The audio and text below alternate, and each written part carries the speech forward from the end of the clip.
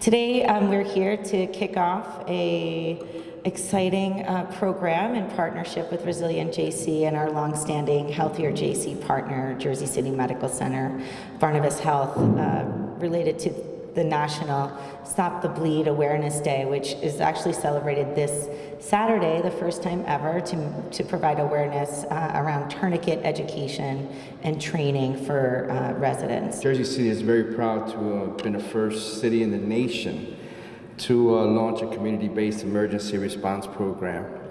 I'm very proud to be a council person that is supporting such a great initiative. So proud of the Jersey City Medical Center and its staff for doing such a great job in making sure that as well as Resilient Jersey City and United Rescue, especially to have our Jersey City residents engage in healthcare and protective healthcare, that's actually awesome. So this is another one of those transformational healthcare initiatives that we're working on at Jersey City Medical Center. As you know, we are the regional trauma center, and when we treat patients in our trauma center, one of the most important things is something we call the golden hour, and that is getting the patient to our hospital within the first hour.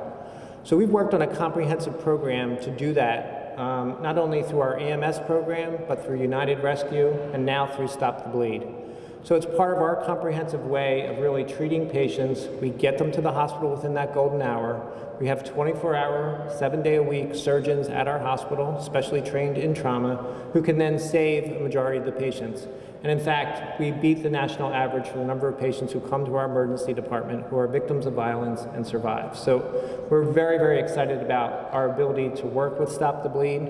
This is another one of those things that adds a comprehensive approach to us working with the community to help save lives. And that's what we're all about at Jersey City Medical Center. So the Stop the Bleed campaign is really an educational campaign that fits not only with our EMS response times, being nationally the best in the country, but also our United Rescue effort, where we train citizens to become first responders. We've actually trained, what's the number, Rob? Over 200 people, 200 citizens to become first responders. And so the third prong of that is to begin people to treat people on what to do if they come across someone who is bleeding, and what's the best way to approach that so that our EMS can timely pick them up, get them to the ER, and extend that golden hour for trauma services.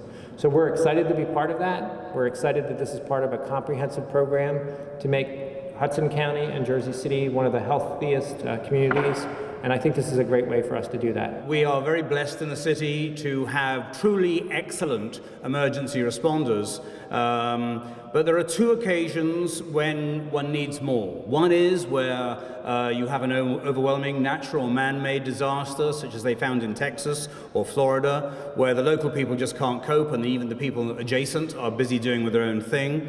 And then you need to empower the volunteer community and citizens generally.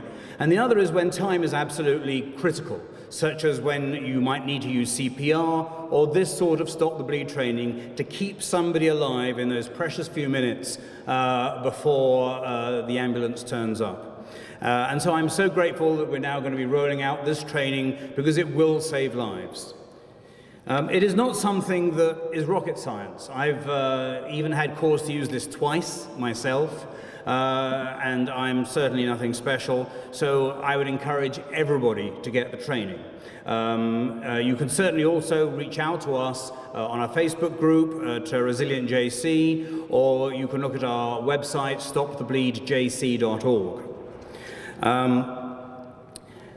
I would say that the trauma that happens can be for many reasons. It can be because of an injury at the beach, it could be an injury in a road accident, and sometimes the trauma unfortunately comes from damage in the inner city. One of the occasions when I was called to do something was after a street shooting. Guns are part of American culture, and that's a whole other debate. but I think we can all agree that firearms should not be used just because somebody is angry with somebody else, and that is inappropriate. We want to get the guns away from the streets of our city.